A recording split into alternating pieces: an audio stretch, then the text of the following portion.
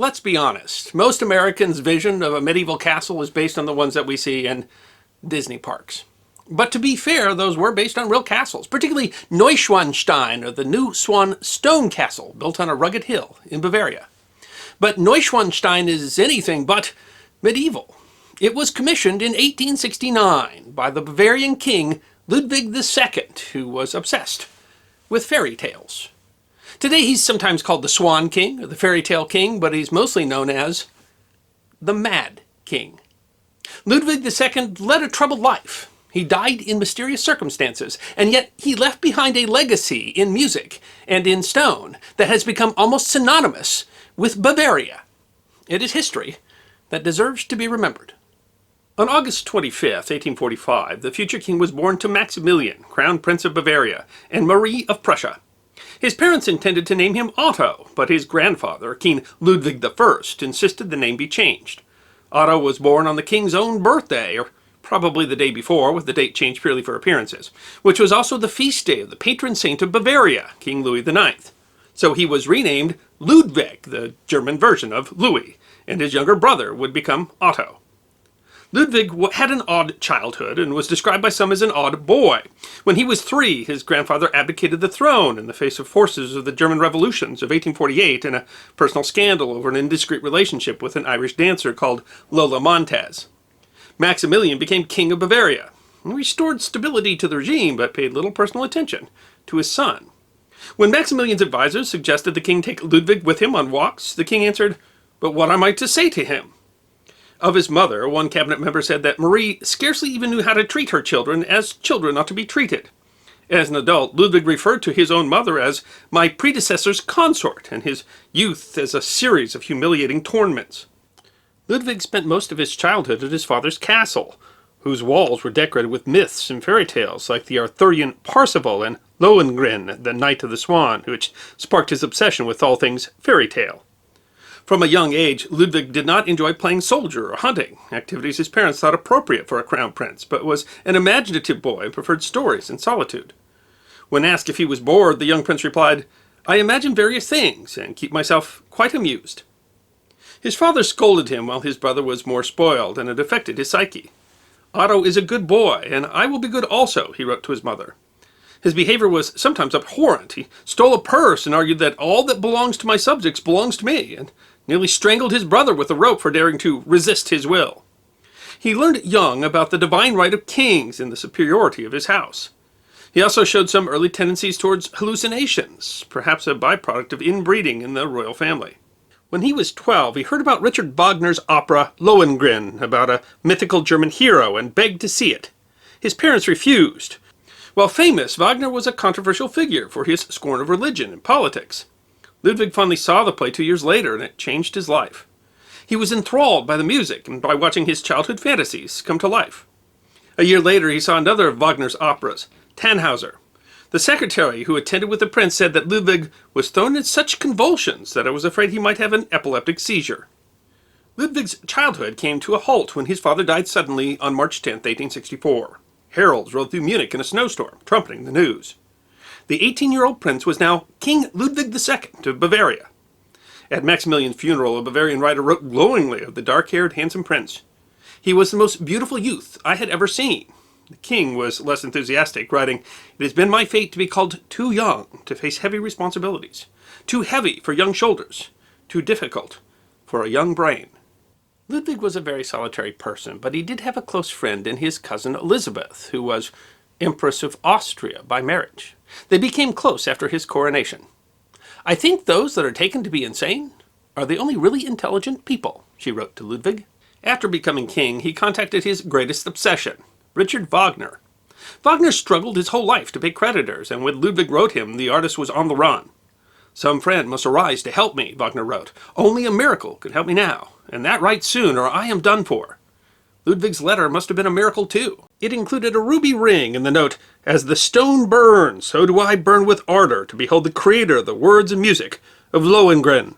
When they met, Ludwig was completely enthralled. "I have no other disciple who is so utterly my own. It is scarcely believable," Wagner wrote. The king rented a house for the composer and pressed him to do nothing but write. Ludwig peppered him with letters, writing, "My love for you and your art grows even greater, and this flame of love shall bring you happiness and salvation." His love for Wagner was not shared by the Bavarian public. They thought the king was lavishing too much attention on his friend. When the prime minister threatened to resign if Wagner didn't leave, Ludwig was forced to exile the composer, hoping he would be able to return someday. In 1866, outside political events intruded. At the time, Germany did not exist as a country, but was made up of dozens of small states. The most powerful was Prussia, which hoped to unite Germany under its leadership. Prussia's competitor for German hegemony was Austria and southern German states like Bavaria. Otto von Bismarck, the Prussian minister-president, forced the issue by declaring war in the summer of '66. Ludwig, who wanted the title of king but not the duties, tried to give up his throne rather than take a position, until Wagner, for purely selfish reasons, convinced him to keep his crown. He chose to support Austria. Ludwig did his best to forget about the war, refusing to lead the army or even to receive news from Parliament. The Austrian ambassador wrote, "One begins to think that the king is demented." When finally forced to visit the army, he was traumatized by the wounded. The 7 Weeks' War was brief, but a resounding defeat for Austria and Bavaria. Austria was kicked out of the German Union, and Bavaria was forced to acknowledge Prussian supremacy. Among the kingly duties in which Ludwig had no interest was marriage. The state was pushing him to find a wife, and even Wagner tried to convince him of it. "I haven't time to get married," he said. He was eventually worn down, however, and began to pay attention to Empress Elizabeth's younger sister, Sophia. She shared an appreciation for Wagner. They were engaged, but Ludwig acted oddly with Sophia, and his obsession with Wagner shone through. In letters, he used the names of characters from Wagner's operas instead of their own. He left an official engagement ball without warning to go to the theater. When together, he made her play and sing music from the operas. He soured on the wedding quickly.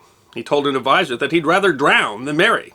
He postponed the wedding several times, and when Sophia's father demanded that he set a firm date or cancel the wedding, Ludwig happily took the offered way out. "Sophia got rid of. The gloomy picture fades. I long for freedom, to awake from this terrible nightmare," he wrote in his journal. Sophia's reputation suffered from rumors after the broken engagement, though she was at the time in love with another man. In fact, from Ludwig's personal writings, it seems that he was much more attracted to men, although he struggled with the urges and his religion. Ludwig's myriad disappointments drove him to find an escape. How necessary it is to create for oneself such poetic places of refuge, where one can forget for a while the dreadful times in which I live. He decorated his room with stars and a fountain, and created a winter garden indoors in Munich, complete with a waterfall and an artificial moon. When his grandfather died, the former king's pension came to him, giving him funds to be more ambitious. He chose a beautiful location within sight of his childhood palace to build himself a castle. He had experienced ruins there as a child and resolved to build Neuschwanstein atop the rugged peaks. He hired a stage designer to lead the construction and decorated the walls with murals of his favorite stories. Ludwig oversaw every detail of the building, spared no expense. The throne room, which never received an actual throne, had 2 million painstakingly arranged tiles. He built the castle in honor of Wagner and based much of it on his stage productions. War broke out again in 1870, this time between Prussia and France. Ludwig was bound to support Prussia, but again found himself terribly stressed by the possibility of a war. Prussia's victory cemented Prussian power and allowed Bismarck to bring the last German states into his German Confederation. An emperor was to be named, and Ludwig hoped it could be him. A futile hope, since Bismarck never meant to empower Bavaria. Wilhelm, Ludwig's uncle and the King of Prussia, was the chosen leader. Ludwig was so upset he refused to attend the negotiations. Bavaria did gain privileged status within the German Empire, and Ludwig reluctantly supported unification with Wilhelm as emperor. The Second Reich was born. He dove further into personal projects. He loved the palace at Versailles and the opulence of King Louis XIV, the Sun King. He built Linderhof Palace, the only construction he lived to see completed. He demanded absolute control over construction, reflecting his desire to be an autocrat. His room in the palace was decorated with gold and had a 1,000-pound crystal chandelier. Also at Linderhof was his table that sets itself. The king liked to dine alone, and the table could be lowered into the kitchen, filled with food, and then raised so that he didn't have to deal with servants. One of his most ambitious constructs was the Venus Grotto, again inspired by Wagner. It was an enormous man-made cave made to look natural, with a waterfall and a large lake. Included one of Bavaria's first electrical generator-powered lights and a wave machine.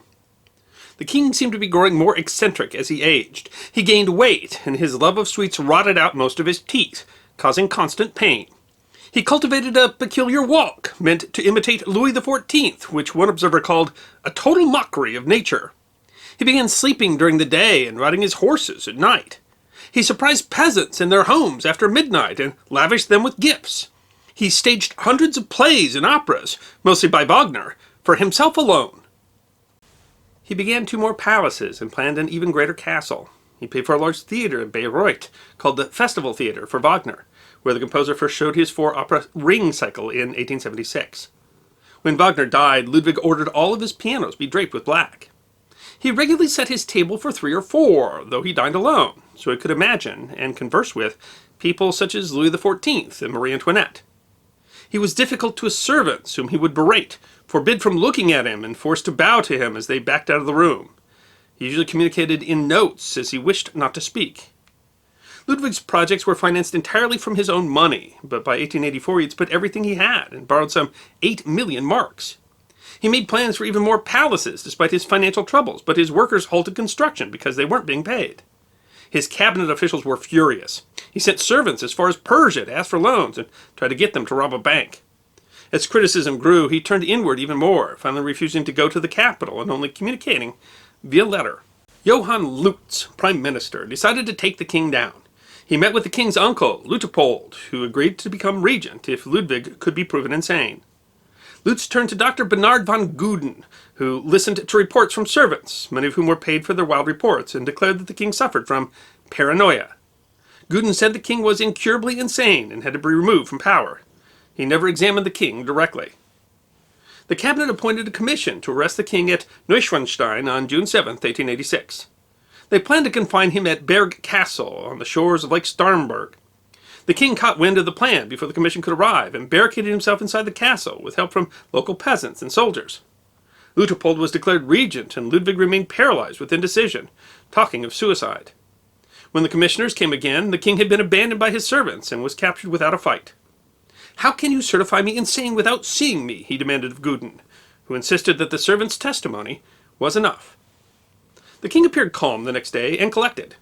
His cousin Elizabeth was across the lake, and the water was covered in boats, some of which carried peasants who supported him. That afternoon he insisted on going for a walk during a rainstorm, and Guden accompanied him, alone. The doctor had a train to catch at 8 p.m., but when the hour arrived, neither of the men had returned. The rain had grown heavier. By 10 p.m., searchers discovered hats and coats soaked and abandoned by the lake. They took a boat out and found both men dead. Guden showed signs of a fight. His face was scratched, a fingernail had been torn off, and he had a gash in his forehead. The king was simply still, face down, in the water. So ended the reign of the fairy tale king. The exact circumstances of what happened that night have never become clear. A letter that he wrote to his cousin Elizabeth across the lake that night has been lost. The official government explanation was that Ludwig had attacked Guden and then killed himself. There were armed peasants on the lake in boats, so perhaps it was an attempted escape that failed. Years later, rumors started to arrive that Ludwig had been assassinated. There were rumors that the cloak that they found on the shore had bullet holes in it, and that the doctor that had examined Ludwig's body had been forced to lie about bullet wounds, even though it's not really clear what anyone had to gain from assassinating Ludwig at that point, and in any case we'll never know. The cloak was burned in a fire, and the king's body has never been exhumed. It's not even clear that Ludwig was actually mad. Doctors today, looking at his behavior, disagree. Some say that his behavior really showed that he was merely an eccentric, although others say there was evidence of frontal lobe injury and that he showed some signs of personality disorder. Just 7 weeks after his death, his buildings were made open to tourists, and of course since have earned Bavaria many millions more than they ever cost to build. His legacy in those buildings and in the later works of Wagner, which never would have been composed were it not for Ludwig's patronage, far outlast him and have come to be seen as synonymous with Bavaria itself. In an irony, the German magazine Focus noted in 2014 that he won the love of his subjects only posthumously. But what to make of the fairy tale king? Well, perhaps from that we should take his own word. He once wrote, "I intend to remain an enigma to myself and others." And so he has. I hope you enjoyed this episode of The History Guy, short snippets of forgotten history between 10 and 15 minutes long. And if you did enjoy, please go ahead and click that thumbs up button. If you have any questions or comments or suggestions for future episodes, please write those in the comment section. I will be happy to personally respond. Be sure to follow The History Guy on Facebook, Instagram, Twitter, and check out our merchandise on teespring.com. And if you'd like more episodes on forgotten history, all you need to do is subscribe.